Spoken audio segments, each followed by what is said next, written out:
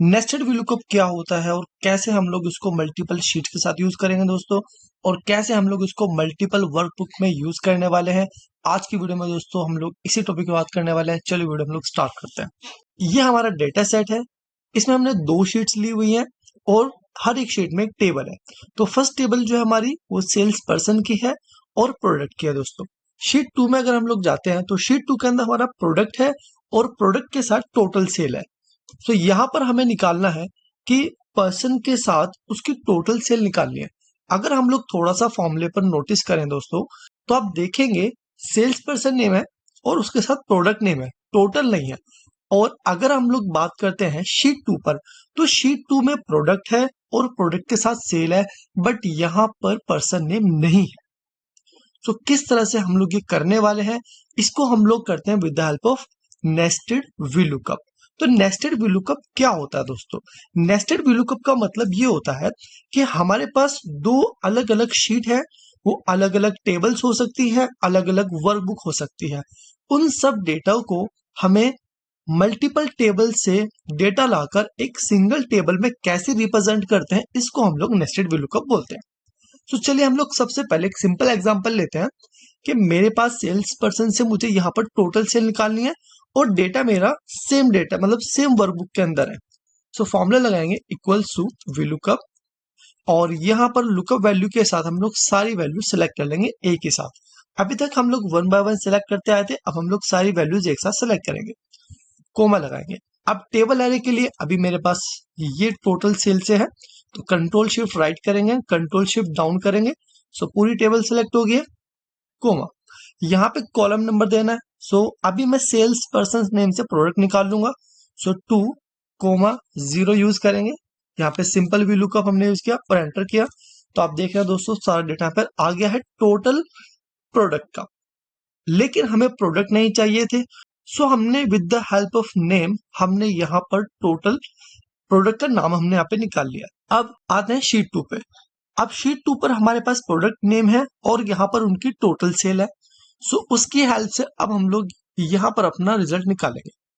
सो मैं फॉर्मूला दोबारा एडिट करूंगा, चाहे आप डबल क्लिक कीजिए, चाहे आप फॉर्मूला बार से भी फॉर्मूला को एडिट कर सकते हैं। और यहाँ पे मैं VLOOKUP के पहले क्लिक करूंगा और जहां पर VLOOKUP लगा हुआ था अगेन वहां पर VLOOKUP यूज करूंगा। ओके, अब जो मेरी सारी पहला VLOOKUP जो था मेरा, अब वो इस फॉर्मूले के लिए मींस इस VLOOKUP के लिए वो एक लुकअप वैल्यू बन चुका है।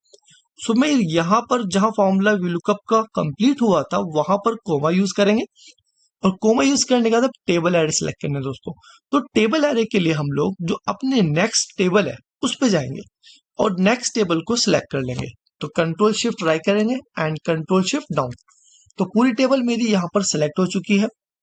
अब कोमा लगाएंगे एंड यहां से भी जो कॉलम नंबर 1 है प्रोडक्ट है and column number 2 total sale है, तो 2 लगाकर कोमा लगाकर 0 लगाएंगे, पैकेट ऑफ और एंटर करेंगे। तो आप देखोगे यहाँ पर कि with the help of VLOOKUP हमने यहाँ पर डेटा निकाल लिया। सो एक सिंपल एग्जांपल मेरा ये था कि यहाँ पर डेटा सेम वर्कबुक के अंदर था, बट क्वेश्चन ये आता दोस्तों कि अगर ये डेटा मेरा किसी दूसरी वर्कबुक पर है, किसी दूसरी फाइल पर है, तो कैसे करेंगे। एग्जाम्पल में इसी डेटा को यहां से कॉपी कर लेता हूं, कंट्रोल C से कॉपी किया, एक कंट्रोल N किया, एक न्यू वर्कबुक ली, कंट्रोल V से पेस्ट कर दिया है, Alt HIO किया तो यहाँ पर ऑटो फिट हो गया। और आप इस फाइल को सेव करना चाहते हैं तो सेव भी कर सकते हैं। तो अभी आप देखेंगे मेरे पास 2 फाइलें हो चुकी हैं। आप एक फाइल देख रहे हो, ये फाइल सेल्स डेटा की है और मैंने एक और फाइल बनाई वो वर्कबुक 1 की है। सो अगर सपोज दैट मैं यहाँ से डेटा डिलीट भी कर देता हूँ तो मेरा यहाँ से डेटा डिलीट हो चुका है, डेटा नॉट एप्लीकेबल आ रहा है। सो अब क्वेश्चन ये है कि मेरे पास सेल्स पर्सन नेम तो है और यहाँ पर प्रोडक्ट भी है, बट मेरे पास प्रोडक्ट की टोटल सेल नहीं है। प्रोडक्ट की टोटल सेल वो मेरी किसी दूसरी शीट पर है, किसी दूसरी फाइल पर है, वो फाइल मेरी सेम कंप्यूटर के अंदर है। सो अब हम लोग कैसे फॉर्मूले को यूज करेंगे दोस्तों, बहुत ही ध्यान से समझना है, बहुत ही आसान टॉपिक है। सो यहाँ पर आपके पास पहले दोनों फाइलों को आपको 1 बाय 1 ओपन कर लेना है। तब दोनों फाइलें हमारी 1 बाय 1 ओपन हो जाएंगी। सो आप व्यू टैब में जाएंगे किसी भी एक फाइल के साथ और यहाँ पर अरेंज ऑल करेंगे दोस्तों। क्या करना है, अरेंज ऑल। जब आप अरेंज ऑल पर क्लिक करेंगे तो यहाँ पर आपके इसमें ऑप्शन आएंगे कि आपको टाइल मोड में रखना है या हॉरिजॉन्टल मोड में अरेंज करना है या वर्टिकली अरेंज करना है, किस तरह से आप अरेंज करना चाहते हैं। मैं इसको वर्टिकली अरेंज करना चाहता हूं तो वर्टिकल पे क्लिक करके ओके करेंगे। तो आप देखेंगे इस तरह से दोनों फाइलें साइड बाय साइड क्या हो गई है, मेरी अरेंज हो गई दोस्तों। अब यहाँ पर फॉर्मूला लगाएंगे, किस तरह से यूज करेंगे। तो यहाँ पे लगाएंगे इक्वल्स टू VLOOKUP और यहाँ पर हम लोग रोमान पे क्लिक करेंगे, कंट्रोल शिफ्ट डाउन करेंगे, सिलेक्ट हो गया है कोमा। अब टेबल एरे के लिए अपनी पूरी टेबल को सिलेक्ट कर लेंगे, फर्स्ट टेबल को, देन कोमा 2,0 एंड एंटर। तो अभी हम लोग देख रहे हैं कि हमारे प्रोडक्ट्स तो यहाँ पर आ गए हैं। अब प्रोडक्ट्स के साथ जो डेटा है वो यहाँ पर है, टोटल सेल हमारी दूसरी फाइल पर है, हमने उसको अरेंज भी कर दिया है। अब अगेन फॉर्मूला डबल क्लिक करके एडिट करेंगे और इस VLOOKUP से पहले हम लोग एक VLOOKUP और यूज करने वाले हैं। एक VLOOKUP और यूज किया, मैं यहाँ पर दिखा देता हूँ। आप क्लिक करेंगे ऊपर, अब कोमा लगाएंगे, कोमा लगाने के बाद अब आप इस शीट पर आकर सबसे पहले सेलेक्ट नहीं करना, आपको सबसे पहले शीट में आने के बाद कहीं भी क्लिक कर देना है। यानी इस वर्कबुक को, जो ये वर्कबुक हमें नजर आ रही है, इस वर्कबुक को हमें एक्टिव करना है। तो एक्टिव करने के लिए आप कहीं भी वर्कबुक में क्लिक कर देंगे। एग्जाम्पल मैंने प्रोडक्ट पे क्लिक कर दिया। अब क्लिक करते ही अब देखिए आप ऊपर यहाँ देखेंगे तो इस तरह से उस पूरी फाइल का रेफरेंस आपको दिखाई देगा। आपको इसके साथ क्या करना है, अब आप दोबारा क्लिक करेंगे और कंट्रोल शिफ्ट राइट करेंगे, कंट्रोल शिफ्ट डाउन करेंगे तो आपकी पूरी टेबल सिलेक्ट हो जाएगी। इस तरह से आपका रेफरेंस बना हुआ आएगा। अब आप कोमा यूज करेंगे और कोमा लगाने के बाद अब हमें पता है कि प्रोडक्ट के बाद टोटल सेल निकालनी है, सो 2 एंड कोमा लगाकर 0 लगाएंगे, back it off and then enter. तो आप देखेंगे दोस्तों यहाँ पे मेरा डेटा आ गया। तो आप देख रहे हैं कि अब अगर मैं शीट को क्लोज भी कर देता हूं तो मेरा डेटा यहाँ पर रहेगा।